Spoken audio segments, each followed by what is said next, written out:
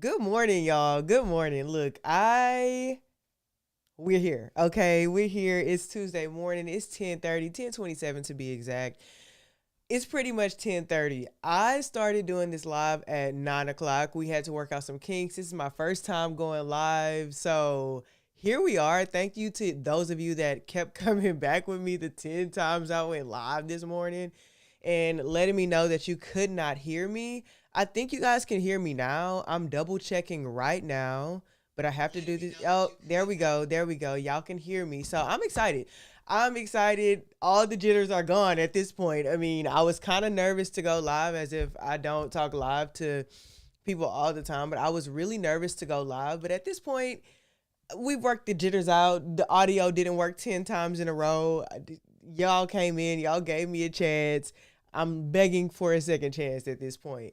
But the reason why we're here is because every Tuesday we're gonna start going live. Because first of all, preparing for those videos that we drop on Thursdays at 9 or 10 a.m., depending on where you live in the world, that takes a lot of editing. And I want to be able to come and talk to y'all in real time when real things are happening and talk strategy with y'all, talk about what's actually going down, what we actually need to be paying attention to in the art world, and what our real thoughts and opinions are together. And it also gives me this really, really cool opportunity to just talk back and forth to you guys. So if y'all are in the chat, let me know, first of all, where you live, where you're from. I'm in Houston right now. I'm not going to Basel. I'm not going to Miami.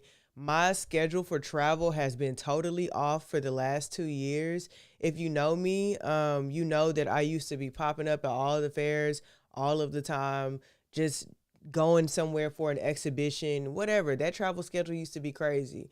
But now, since I've had a little one, my schedule has changed a little bit, and Basel's just not happening for me this year. It's just not happening. But there's a lot to actually talk about. There's a lot to get through when in the terms of Art Basel. So if you're in this live, let me know where you live. Let me know where you're from.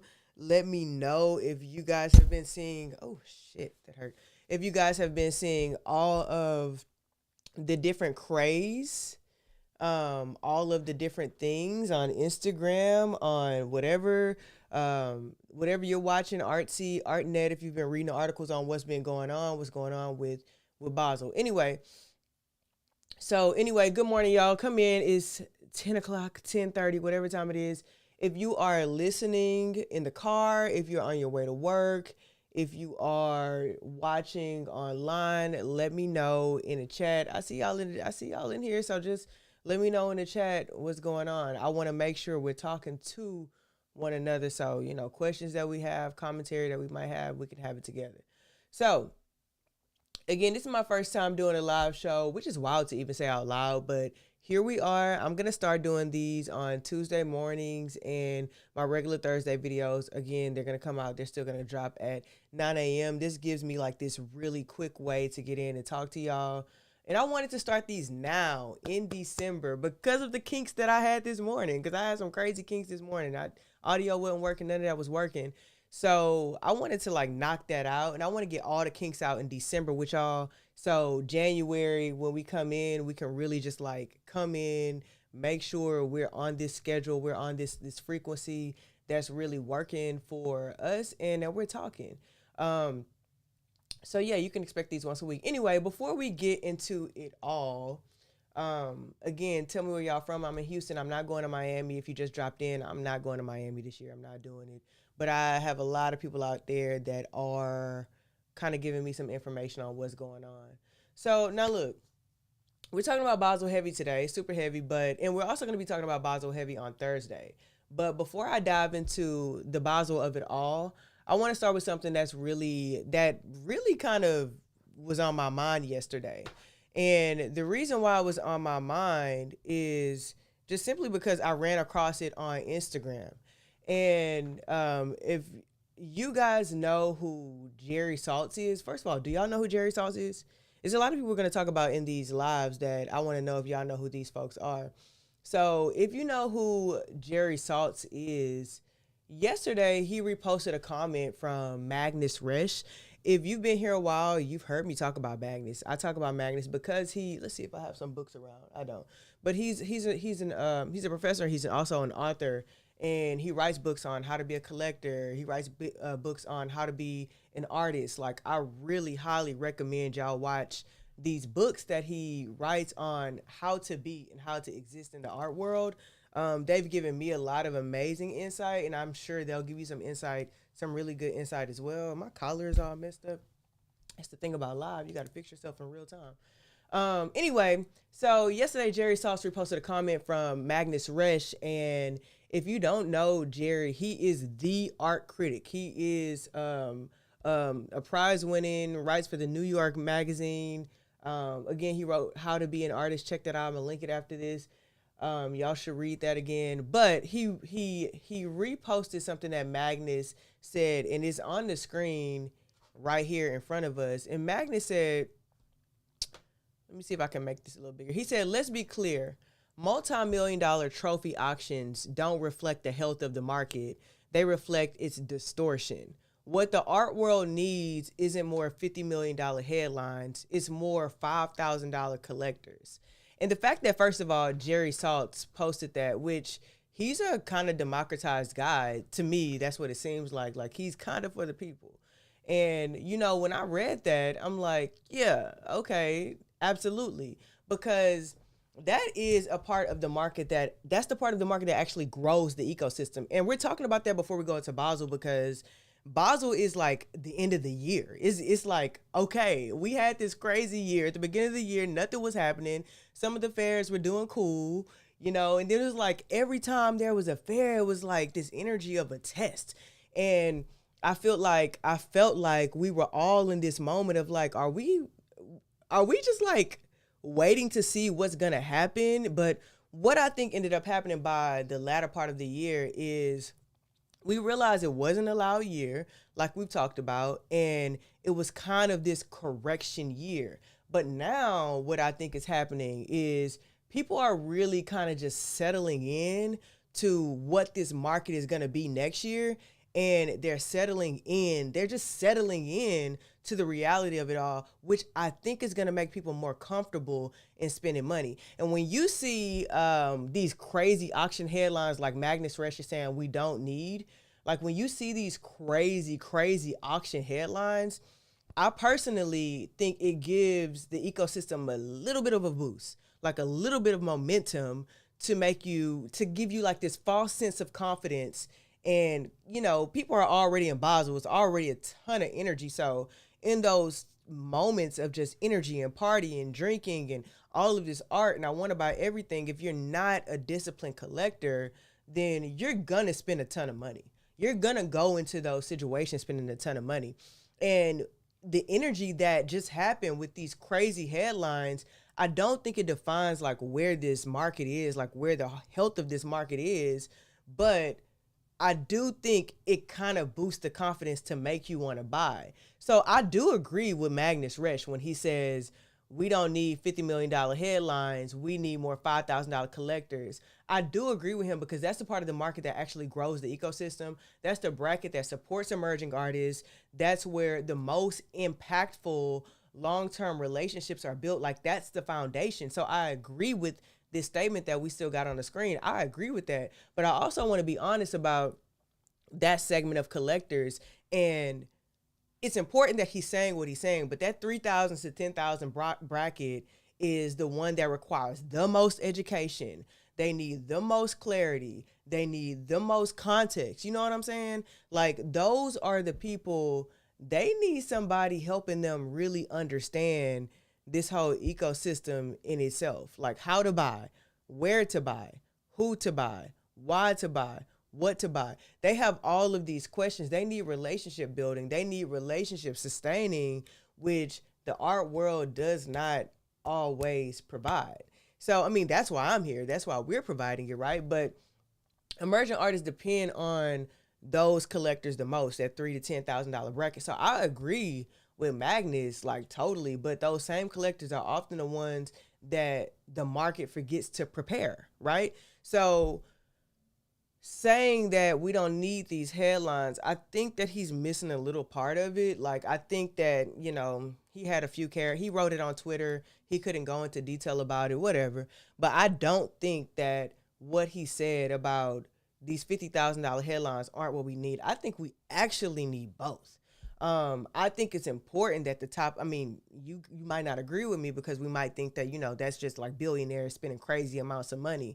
But if we're talking about like this bubble of the art world, we're not talking about other factors. We're not talking about political. We're not talking about economic. We're not talking about poverty. We're not talking about all the ways that this money can be spent. We're talking about this little bubble of the art world. Then, yeah, I think both things are important for the health. But I do think that if he's going to keep saying that, then I think he needs to usher in more people to be educators in the same way that he is, because that little piece of the market that he's talking about, those people need to be educated. And we love to scream support emerging artists, but we are not educating the emerging collectors who could actually change the way this ecosystem lives. And as much as I agree with Magnus, I do not. I also think big numbers, big headlines, crazy auction sales right before the biggest American fair absolutely affects the energy. So I think that the energy is going to be cool in Basel. I don't want to I don't want to predict anything because that's not what I do. I don't necessarily like to be a predictor of things. I like to watch things and create strategy based on what I think is going to happen or what just happened and how we respond to it. So anyway, so do those sometimes trickle down and give people confidence? Yeah. Do they create a bubble when folks think, wait, maybe I should spend some money right now? Yeah. So I think Basel's going to be fun for a lot of people that are there. I think that a lot of booths are going to do well. They're going to sell out. I think people are going to have some success. But what I think is important is that collectors go to Art Basel collectively kind of on the same page, right? Like, I think that collectors should go to Basel on the same page in asking the right questions, making sure that, but I think it's going to happen. Let me tell you why. I think this entire year has taught collectors to be a lot more vigilant, a lot more cautious, and also just a lot more intuitive and inward on what they're collecting and what they want to spend money on, which in turn, I believe, has trickled down to the transparency of the dealers, of the galleries, to say, I'm going to spend more time educating the collector. I'm going to spend more time answering the questions. I'm going to spend more time being transparent. Another misconception I think is when you go to these fairs, a lot of times, I mean, the people that are in the booths, and I think we can all understand this, they only have a few days to make their money back. Especially at Basel, it takes so much money to go into these spaces and to just be a part, have a booth, that it's like, I actually need to if I'm a gallery, I low key, I need to make my money back. So I think they need to have some type of balance of understanding their time and educating and cultivating collectors, and also not being afraid to miss out on people that are walking into their booth and then rushing that person away that they think is not going to buy anything. They need to have multiple people sitting in those booths, I believe. And I know that's not hard. I know that's another expense. That's another hotel room you have to pay for. That's another lunch, dinner you have to pay for when you're bringing in extra hands, extra teammates, right?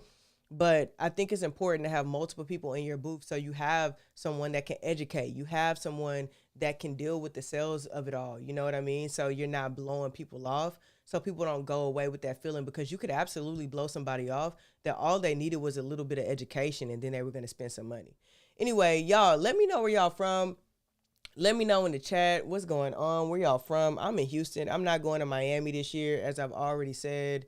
Let me know. It says my resolution is low. Let me know if that's low too. Like, if y'all can't really see me really well.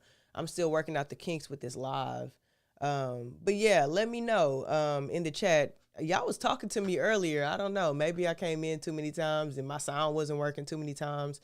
So maybe y'all just not talking to me. But the entire point of this is so we can be talking. So what we're talking about right now, what I just went on this rant about, is what's on the screen with Magnus Resch, or Jerry Saltz reposted something that Magnus Resch said, and we're thinking about, like, do we need that $50 million auction? Do we need those headlines? And he said 50 million. I mean, but it was given 236 million.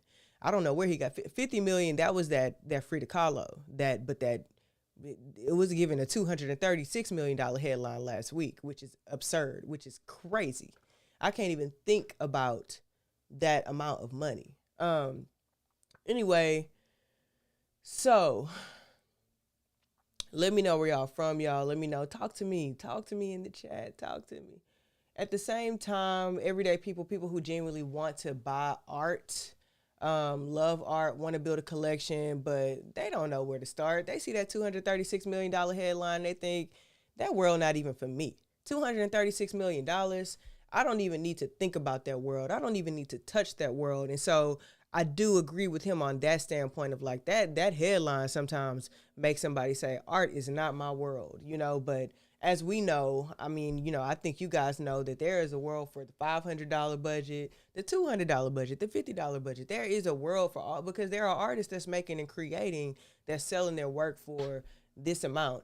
And when it comes to Basel, there is space for all of that as well. Like, it is an ecosystem out there. It is insane. If you don't know where to go, let's say, for instance, you go to Art Basel and you have a $10,000 budget. Let's create this $10,000 imaginary budget. Where do you go? Well, there are spaces for you to go. You don't need $300,000 to go out there and have a good time and buy some art. You really don't even need 10.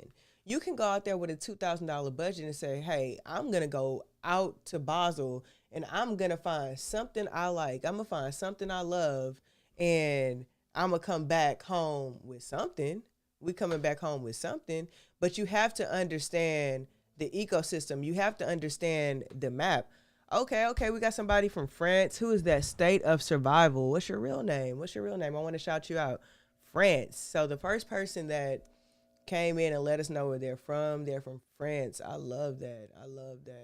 But yeah, so there's this entire ecosystem out in Basel. You just have to know where you belong. Like, you have to know that you might be going for discovery, just to kind of look around.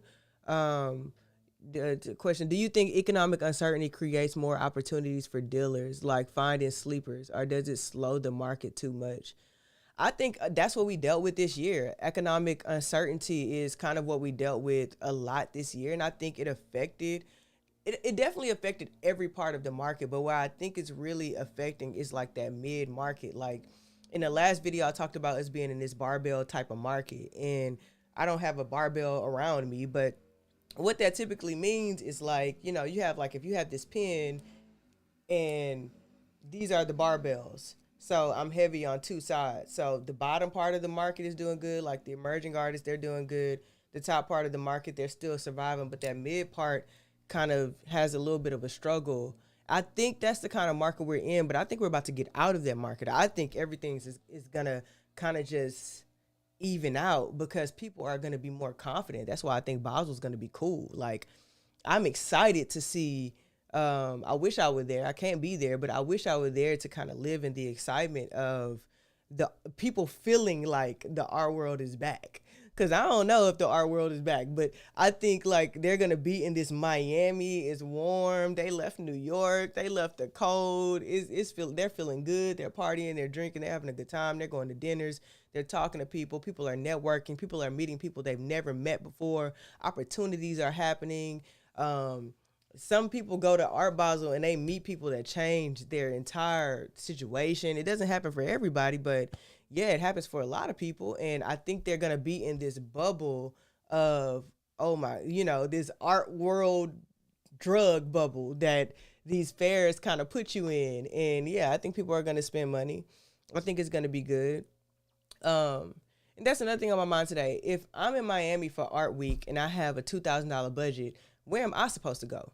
If I have $10,000, where am I supposed to go? Where do I go? Because I'm going to be so real.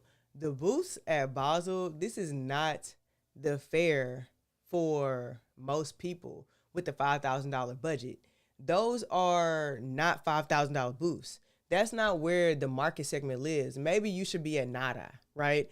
And we're going to talk about this in the Thursday video, kind of breaking down the fairs and where you should go. Maybe you should be at, if you got a 10,000 budget, you can probably be at Untitled. You should be at Scope.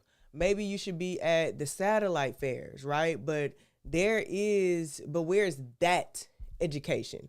Where is the education of, I just came to Miami, I'm in Art Basel. It's 30 fairs going on between Art Basel, Scope, Nada, Untitled, but then all of these other fairs like Revolt Art Fair. Then you have Prism. I believe Prism. I haven't seen them talking about anything this year actually.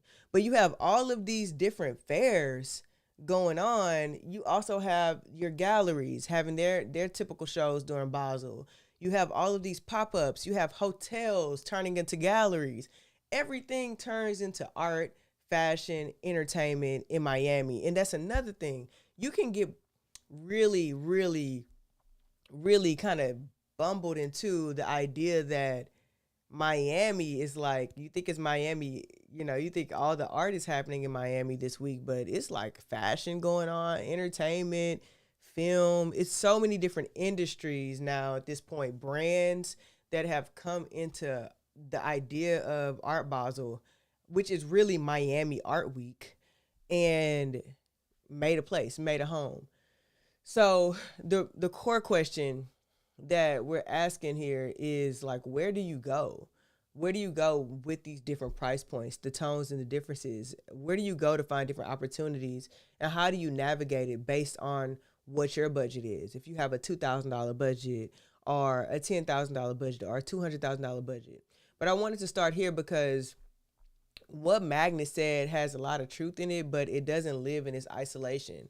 The $5,000 collector is essential, yeah, but the ecosystem around them is not being built, it's not being supported or educated, and that's what I'm trying to shift, and that's what this channel is for. It's for education, it's for clarity, it's for mapping the ecosystem, so we know, so the people know, like, where do I go? Where do I belong, right? And I think that's the number one question that so many people have. So let's talk about why this matters right now, because these last few weeks leading up to Basel, the tone has been really kind of unpredictable, up in the air in the most fascinating way, right? 1 minute the headlines are screaming, the art world is back. You got some people writing, the art world is back, and then you have other people writing in their headlines saying, no, the art world is not back. Please don't let this fool you. And genuinely, I think, it's like this fight, it's this tug of war, but at some point, we all gonna need to get on the same page. There's this back and forth, and it's a little bit exhausting. And, we talked a little bit about the auction, the Klimt selling for $236 million in this economy when groceries are high, rent is high, eggs are $7, or however much eggs are $8. And somebody said, let me casually spend a quarter billion on a painting. And you have one part of this ecosystem saying things like, must be nice. And then you have this other part of the ecosystem understanding why that happened. Meanwhile, private sales are moving they moving in the shadows. They're quiet, they're intentional, they're steady, but we don't really know about them, right? We don't really hear about those private sales. And all of this made me wake up thinking, what opportunities are going to come out of this week? What opportunities are coming from the week of Art Basel? What opportunities are going to happen during Art Basel that we're not going to see? What's going to shape 2026 that we're not going to see? I'm thinking about each fair individually. I'm thinking about Basel because, again, if you were not here, if you're just popping in, Art Basel is not, it's its own fair, but it's not the defining moment of, it's Miami Art Week. What we're talking about is Miami Art Week, which is why all of these fairs kind of come into play, right? So we have to talk about Basel, but we have to talk about Untitled. We have to talk about Nada and Scope. Are they going to prove that the fairs still matter? I don't think it's necessarily something to prove, but a lot of people have been talking about the downfall of the fair. I don't think we're there, but a lot of people have been talking about it. There's chatter, and I'm thinking about the collectors. Are they going to spend, or are they going to just observe? I don't think so. I think they're going to spend, but we can only see. We'll only know by next. We'll know after today and the VIP days, right? We'll know after the VIP days what really went down, right? Because the VIP days, which start today, that's when we're gonna really find out, like for real, what happened, what went down at Basel. Is Miami about to be lit like the old days, or is it gonna be more calculated, more strategic?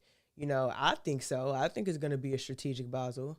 So I have a question in the chat. Question: do you expect Basel 2025 to reveal any shifts in collector behavior, like focusing on works on paper or smaller pieces due to price sensitivity?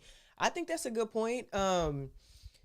I think that depends on. I think it's going to reflect dealer behavior, which will also in turn affect collector behavior. So I think I don't know. That's a good question. I do wonder if people are going to show up with works on paper. Because what I typically see when I go to fairs are just a lot of original works on canvas.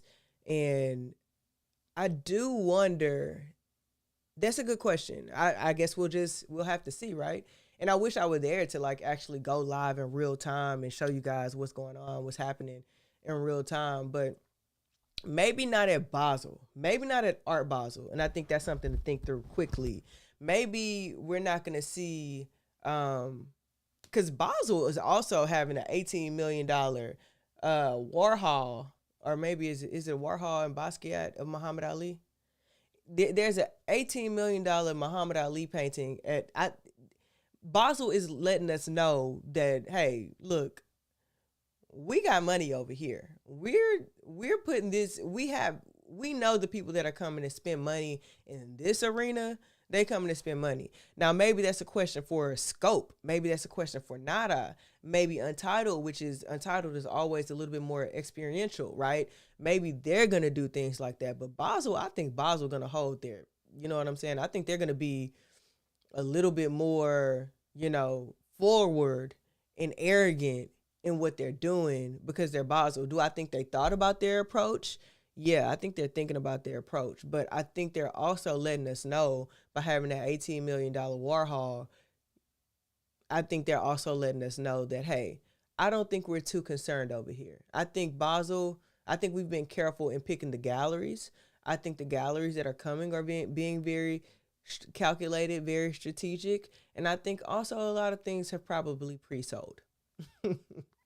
So, I think Basel, as in that fair in particular, is going to be fine. But the other fairs is what I'm thinking about. Basel will snitch before the market does, though. Art Week Miami, Art Week Miami, they're gonna snitch before the market does. We're gonna start hearing a little chatter. We're gonna start seeing headlines coming out after today. Before we get deeper, drop one word in the chat. How are y'all feeling heading into Basel? Is anybody going? Is anybody in the chat? Y'all going? And if y'all in the chat right now, let me know. What's up? Where y'all from? Where y'all live? I'm in Houston. I'm in Houston, Texas. Let me know where you guys are. We got someone from France, originally from Canada. But let me know in the chat. Talk to me. I'm answering questions. My guy or my girl, I don't know who it is, State of Survival, been asking questions and I'm answering them. So y'all let me know. We're talking back and forth in these chats. This is something I'll be doing every single Tuesday. Every Tuesday, we're going to do this. Anyway, so what I'm also wondering is, are we going to get another banana taped to a wall this year? Because Basel kind of always gives us that one viral moment that just takes over everything. And y'all remember that banana. That banana was crazy. And I think the person that bought that banana, it's a conceptual piece of art. And I believe they sold the conception of the art, but I believe also they've had to replace the banana I don't know how many times. I mean, banana goes bad in a week. So anyway, I wonder if we're going to get another, banana taped to the wall moment. I'm pretty sure we're going to get something viral. Basel's kind of really good at giving us those untraditional moments. And while all this is happening, I'm also working with artists right now who are going to Basel. So I might not be there, but I definitely am working with artists that are going there. And Basel has a way of revealing trends before we name them. So the last 2 years at Basel kind of like let us know about tapestry. Um, I remember talking to this gallery and we were like, man, tapestry's about to be really, really big. Like, look what happened at Basel. All the tapestry work sold out, et cetera, et cetera. It shows us what people really care about and what stories are resonating with people across the board because there's so many fairs. So not only not only are these fairs showing us like collector behavior financially, but they're also showing us what's resonating, where the ecosystem is like quietly heading. And like I said, Basel's gonna snitch on us before the market does. What type of artists do well? I wonder if I could put y'all's comments on the screen.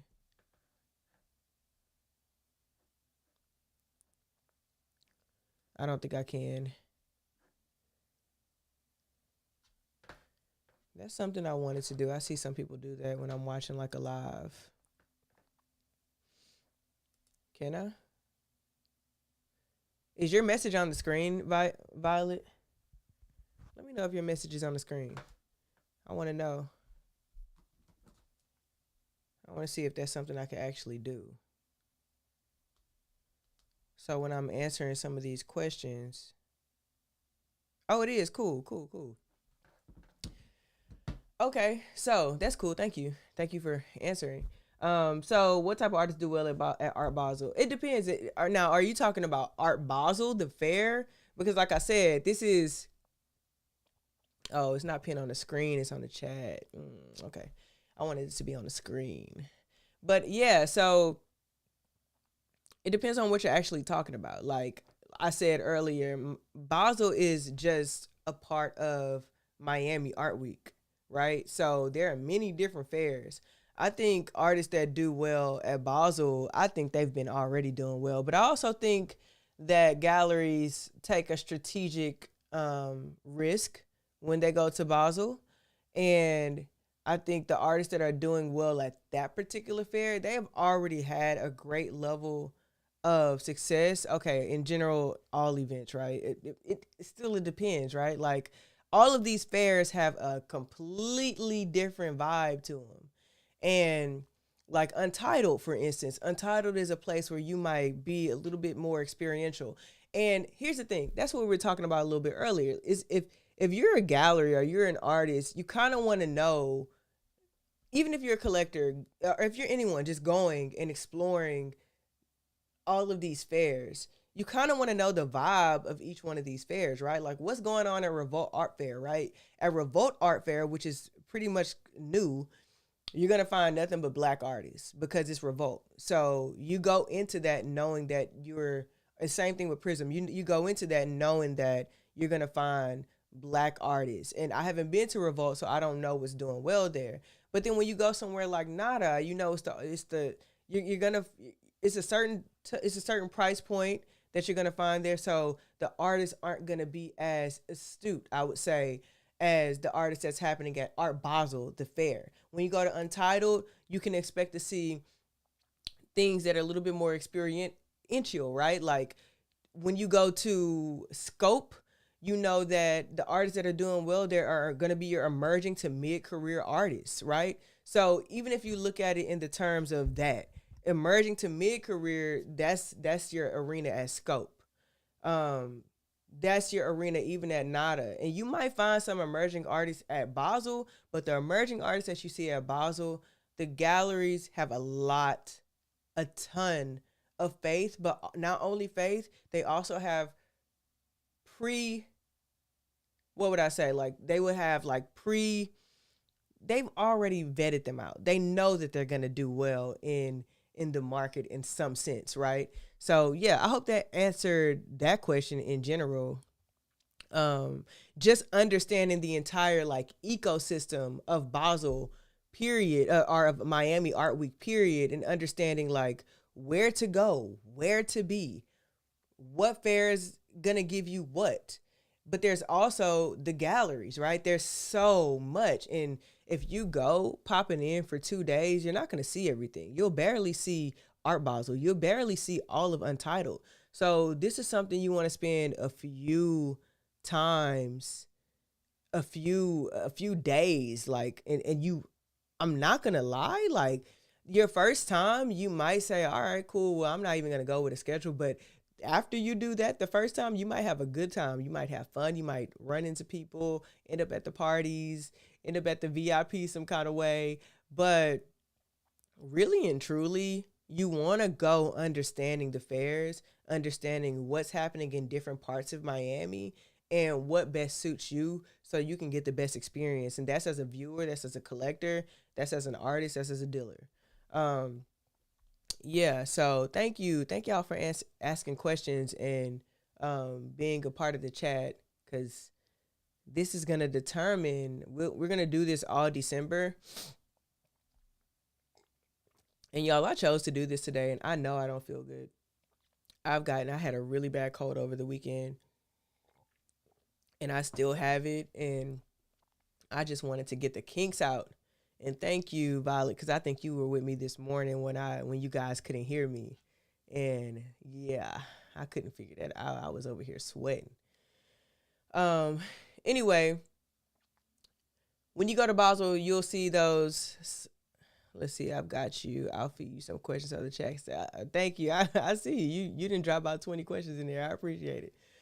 Anyway, so I think another thing is like, we have to take a look at like what's underneath the sun, right? We have to move beyond the fashion, because you're gonna go to Basel and see a lot of good fashion. You're gonna see the celebrity sightings.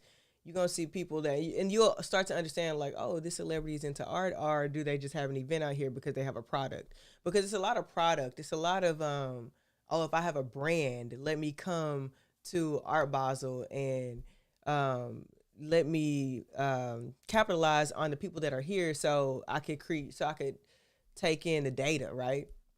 But the U.S. art, I think it's important to know this. The U.S. art market, it has dropped, and the global market has dipped. And people were cautious all year, and last year was horrible for a lot of people. The confidence wasn't there, but I think this year brought us back a little bit. Everybody felt it. But what's interesting with the fairs, especially Basel, is it didn't really collapse under that pressure. They actually really held their ground. And we can also talk about Basel and Paris in October of this year performed better than expected. So with Basel, Paris performing really well, going into Basel, Miami, that's going to give everybody a little bit of space to breathe. Like, that's going to, people are like, okay, this last section of the year was kind of lit. This last section of the year kind of gave people this momentum. And so that's why we're seeing people show up in Miami. Now, there were galleries. I can't go down the list, but there were definitely galleries that dropped out of the fairs this year. And I think that is also a key point into like what's going on. You know what I'm saying? Like what's actually happening, because some fairs some galleries have chosen, I just can't take the risk. Like, the data is not worth it. The collector acquisitions are not worth it. The collector development is not worth it. We don't have the money. We don't have the capital to go to these fairs. So you did find some people that was dropping totally out of going to the fairs, but I do think also it's this really specific optimism, other than delusion. I don't think we're going to see anything that's like too hype. Like, I don't think it's going to be too hype. I don't think it's going to be too quiet. I think we're going to be really, like, this is going to be a really grounded Basel. So we're going to see big numbers. We're going to see sold out booths. We're going to see a good Basel happening. Let's see. We got some things in the chat. I'm grateful to catch you live. I've taken classes this semester. I took a history of African-American art class and then flipped my whole life around. I've been enjoying your videos. I'm listening. Thank you. I appreciate that so much. Thank you so much. I really appreciate that. Keep talking to me. This is my first time going live, so thank you for being here. I'm going to keep going live, and this is a skill. It's a skill set, so bear with me, guys. So hopefully I just continuously get better at holding you guys' attention and talking back and answering y'all's questions. And hopefully just over time we have a relationship. So this week I just want to talk about how we're all kind of holding the pen. And even y'all don't even understand.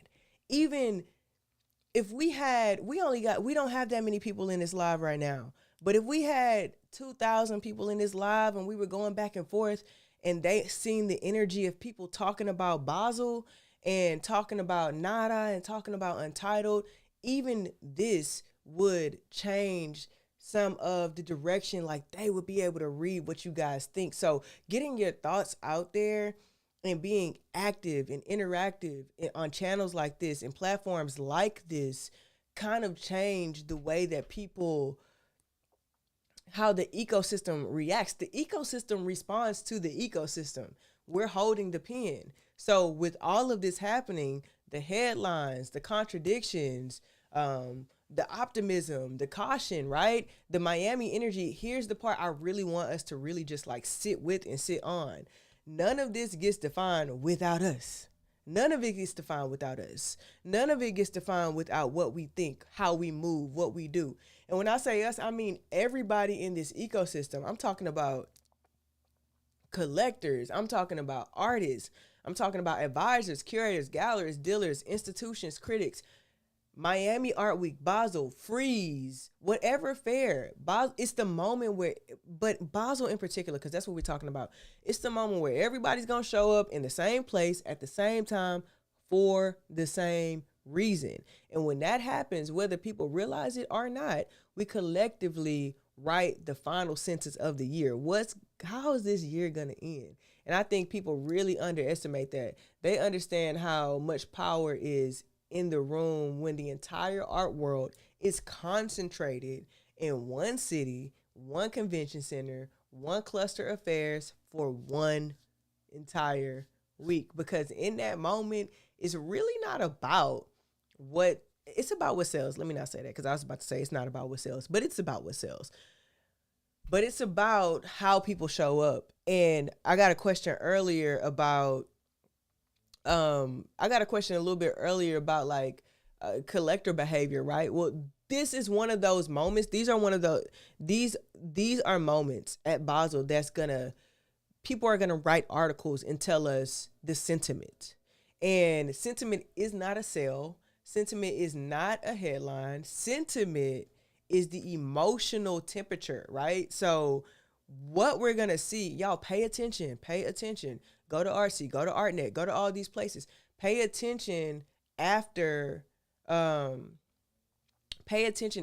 of this and take a look at what people are writing, and they're going to tell you what the sentiment is. Sentiment is a collective feeling. It's a shared feeling. It's a shared instinct. And they might pop in and say, oh, this is what this gallerist thought. Our top 10 gallerists tell you where they think 2026 is going to head based on Basel. That could be like a headline. That could be an actual story. And they're going to take those few people, but what they're going to do from those people is create the sentiment. And then when 5 million people read that one article, now that sentiment sits in here. Now we believe it. Because we just read what Artsy wrote. We just read what ArtNet wrote, right? And I think we have to understand we create the sentiment. Like when we start understanding that we create the emotional temperature of the ecosystem, that collective understanding, when we start putting our thoughts out there consistently and we go to the fairs and we tell people what we think, or we buy, we collect, we engage, we create the sentiment. The artists, the collectors, the entire, we create the sentiment. We're in control. And I think that's so funny because people think that the market is responding. We are the market. Anyway, Basel being intentional, I think at Basel this year, at Nada, at Scope, at Untitled, I think people are going to be asking for transparency. But I also think that we're not in this space of like forced transparency. I think they're going to push it to a certain limit, and then they're going to understand the industry, right? I think we're also in that point of, we're at that point of understanding of people gaining insight, understanding the industry, and having respect for what this industry is, but still pushing for a certain amount of transparency. Artists hold the pen. What they choose to show and what they not show matters. How they talk about their work, how aligned they are, all of that becomes a part of the sentiment, okay? And so I really, really, really wanted to talk about the sentiment because dealers hold the pen too, how they price, who they center, how honest they are when someone asks, why this, why now, why this price, they have to tell you. And hopefully they know. Hopefully they know the answer to those things. But I think what's happening and what's going to happen are not curators, dealers and collectors are both going into this a lot more educated. This week, every micro behavior becomes a data point. Now, and that's another thing I want us to understand, that this is all, we will get the UBS report. Okay, like let's keep that in mind. After this, we will get the UBS report. And the UBS report is going to give us data. So starting today, data is being collected in Miami. So they're collecting a ton of data. And then when this is all said and done, we're going to get the 2025 UBS report that's going to tell us what data was collected during Art Basel, because it's the UBS Art Basel report.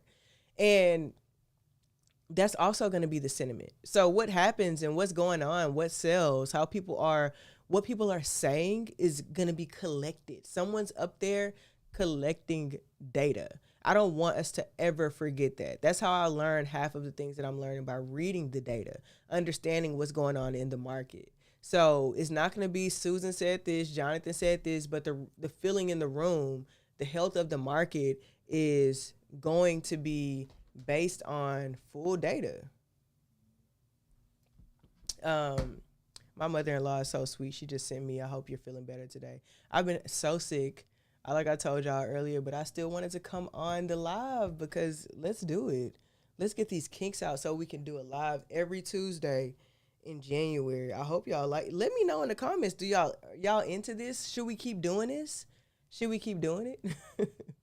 I'm only gonna do it if y'all want me to do it. If we're only having 5 people in the live, then I don't know that we're gonna keep doing it. So y'all let me know in the chat if you're in here. Let me know in the chat. Should we keep doing this? Should we keep doing it? But before we go, because I think we've been on here longer than I wanted. I don't know how long. 47 minutes. Whew. That's the thing about these lives. You can become chatty patty. So before we go, I did want to put a spotlight on some people. So let me go and switch over so y'all can see my screen. I only got one person telling me to do it, so I'm just going to assume the rest of y'all are like, I don't know. Okay, I got 2 people saying, yes, keep the lives coming. Yeah. All right, so we are taking a look. So I wanted to highlight a few galleries that I have good relationships with that I think that you guys should keep a lookout on. So this is Scope. And y'all remember, you can always go to the websites. Like, y'all can literally always go to these websites and view who's exhibiting. That's how you're going to learn the most. That's how you're going to discover artists. That's how you're going to understand what galleries have specific type of tastes, especially during these fairs. And you also start learning what galleries participate in fairs, which I think is one of the most important things when you're an artist and you're at a certain point and you're looking for gallery representation. I think one of the most important things is that you work with a gallery that goes to fairs, because they're going to help you get international appeal. They're going to help you grow domestically faster than your local gallery that never leaves, right? Like, these galleries that are willing to pack everything up and travel, and they have also the capital to do that, that's a gallery that can really grow your career. So I think it's a good thing. Okay, all right, see y'all in the chat. Keep going. Yes, the lives are fun. Oh, I love that. I love a little fun. I love that for us. Okay, so let's go. Where's Richard? Okay, y'all know Richard's my guy. So Richard Beavers he's actually showing up at, it just took us to his website because he's actually showing up at Scope and Untitled, which I think is fire. Like he is taking, I love what Richard is doing. First of all, I don't know how many times I can say it. I've said it so many times on my channel, but the fact that he is showing up, because I'm on Scope's website and I clicked on him, Untitled came up first. The fact that he's showing up at Untitled and he's also showing up at Scope, he's being clearly strategic at what artist belongs where, and he's thought about this. I haven't talked to him about this at all. Maybe I should have, but he has thought about what artists should show up where. And Leroy Campbell being at Untitled, that tells us that his price point is probably a little bit more than Desmond Beach. And Desmond Beach has these really, really beautiful works on, I believe, on quilts. But yeah, check this out. Anyway, we're just kind of highlighting who I think you guys should look at. Tanya Wedemeyer. I really have been liking Tanya Wedemeyer lately, and I've been talking to O'Neil Scott. I did let him know that we would be shouting this out, but even before I talked to him, I was already going to, because I really love like what seems to be like this double, triple consciousness in his work. And you can see how many layers are, and I wish I could click it. Why can't I click it? I want to be able to click it, but I don't know if I can. What I would really encourage y'all to do, for some reason it won't let me click it, but what I would encourage y'all to do is go to O'Neil's Instagram page. Let me see.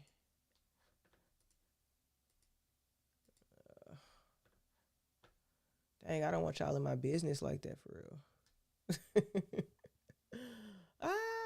I want to log out. We're not doing it. Anyway, so I want y'all to go to just go to TanyaWedemyersGallery.com, and then if you're on Instagram, if you're on your phone, just go ahead and go to O'Neil Scott's Instagram page. He's been posting on his story. I know he posted some things yesterday of the setup, so y'all should be able to see that. Let's see what's going on in the chat, because y'all want to be in the chat now. Now y'all want to be in the chat.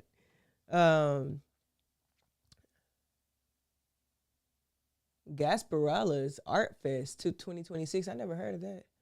Tampa should be a good one. Okay.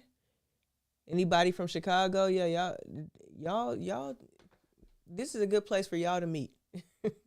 Honestly and truly. So if anybody is from Chicago, yeah, y'all talk about that. Anyway, so O'Neil Scott, Tanya Wedemeyer. Tanya Wedemeyer has killed it this year. I don't know how many fairs. Dang, we can actually, let's check it out since we're already here. Let's see. Okay, yeah, of course. This is Scope. She did Scope, Affordable Art Fair, Atlanta Art Fair, Expo Chicago. Like, she has been really activating this year, and on top of her activation, she's been having show after show after show. She has gained so much momentum this year, Tanya Wedemeyer. So she's also, I believe, she's in Brooklyn. So check her out, because what she's been able to accomplish, if you know how hard it is to do the things that she has done this year. And so I hope and I pray that everything goes well for her and for O'Neil at Scope throughout the week. Everything gonna pop off for them today, because Untitled, everyone's having their VIP openings today. Pencil and Paper Gallery, they're in Dallas. So this is another gallery that I really, really like. They're also going to be at Scope. Now, Scope, that's where you're going to find your emerging, really, really emerging, not even really mid-career, but yeah, mid-career, but mostly you're definitely mid-career, but emerging artists is what you're going to find. So Scope is a really good place. Like, if you have that $5,000 budget, you might be able to find something at Scope. Let's see. Who else? So we talked about Pencil on Paper. We talked about Richard Beavers. And we also talked about Tanya Wedemeyer. Let's see. Let's go through and see who else. Y'all can always go on. Oh, this is my guy. Luge. So Luge was at Gloryland, and so Gallery Luge, but Luge is a photographer. He is his own photographer, and he has. If you're at Miami, you're definitely seeing like his work flowing in the wind as you walk into Scope. Like it's one of those. He has like his own flag installation outside as you walk into Scope. I love Luge. He spoke with my girl Unique James. Oh, Unique, it was her birthday a few days ago. Happy birthday, Unique. But Unique is a producer. She has a production company. She's produced for Beyonce, one of my really good friends, for Beyonce's Cowboy Carter, for just many different. And she called me and she said, hey, I have Luge. He's a photographer. Check out his work. I checked out his work. It was gorgeous, beautiful. So anyway, we got to talking. We all hopped on a Zoom. He was out of the country, so I had to get on the Zoom at 3 a.m, which is fine. We do that often. But his work is so gorgeous. I wish I could see it. Exhibitions. Can I see it? He done this documentary for, what is it called? National Geographic. And he wanted to share the film during Gloryland. So we shared his film during Gloryland, and he also sat in conversation with Unique James. So that was really, really cool. Let's see. I'm glad I ran across Luge. Claire Oliver Gallery, another one that I'm a really big fan of that you guys should go and stop at. Or if you're not in Miami, just take a look. But Claire Oliver Gallery is another one that I think is going to have a really nice booth. Anybody else that I just noticed off of the top of my head? Bel Air Fine Art, I know them, but I don't really know them like that. Okay, so let's go. Let's move over to I did want to talk about Sierra Britton, who's at Untitled. I'm gonna go to Untitled's page as well, but I did want to talk about Sierra Britton. She's my girl. That's my girl. She's a friend of mine. She's done some really amazing things. And Nola Ayula, I think I'm saying her name right. Nola Ayula. She has something coming up at she's showing with Sierra in their booth at Untitled. So make sure y'all check out Sierra. Superposition. Let's go. Because I want y'all to also check out Superposition Gallery. And just check Superposition out, period. But Superposition is not the Armory. Where are they going to be? Let me see. I talked to them this morning a little bit. Let me see. Turn that down before I get copywritten. Okay, so John Rivas. Oh, at Untitled. Okay, so we have Sierra and Superposition at Untitled. It's not on her website yet, but check that out.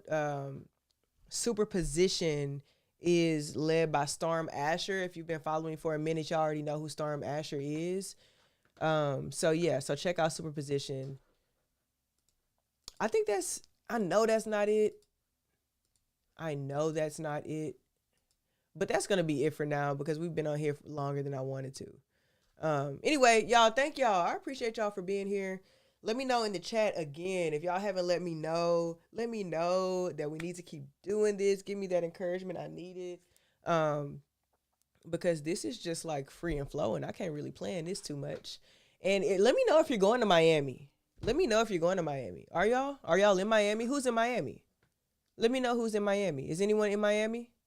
Let me know. Say no if you're not. So we can get some action in this chat a little bit. But let me know if y'all are going to Miami. If you're in Miami right now, that means you have a VIP pass. And you're probably going to some of the VIP events. The people that are going to be showing up and having a good time, they're going to show up at the end of the week. So let me know if you're going to Miami, if that's something that's in your plans. And nope. I got a nope. Y'all not going to Miami. Are y'all going to? So it's also a really good time to start thinking about what fairs y'all want to go to next year. I think next year I want to go to, I want to go to what is it called in Mexico City? What's that fair in Mexico City, y'all? Help me out. Zonamaco. I want to go to Zonamaco. That's where I want to go. I want to go to, and I live in Texas, so I think that might be an hour flight. It's not even that bad. Um, yeah, I want to go to Zonamaco. That's gonna be a good fair. I think I want to go to Freeze too, but I'm gonna have to make a choice because they're both happening in February, and that one's Freeze LA. So what y'all could do, if y'all want to know what's going on at all times, like y'all could genuinely, just print out the fair schedule. Print out the fair schedule, or look at when the fairs happen this year, and they're gonna happen around the same time next year. If you're thinking about kind of going on a fair circuit, Atlanta Art Fair, okay, I like that. Consider Atlanta Art Week as well. Those are two different things. They have Atlanta Art Fair. Oh yeah, Butter. Yeah. So, I have been talking to the folks at Butter, and we got something coming up for y'all. So thank you for saying Butter. I appreciate that. Thank y'all so much. My mother-in-law is calling me, so I gotta go. Anyway, y'all, I love y'all. Y'all remember glory is a process. Y'all remember it's the story before you get to the glory. Always, always, always. I'll see y'all next time. Peace.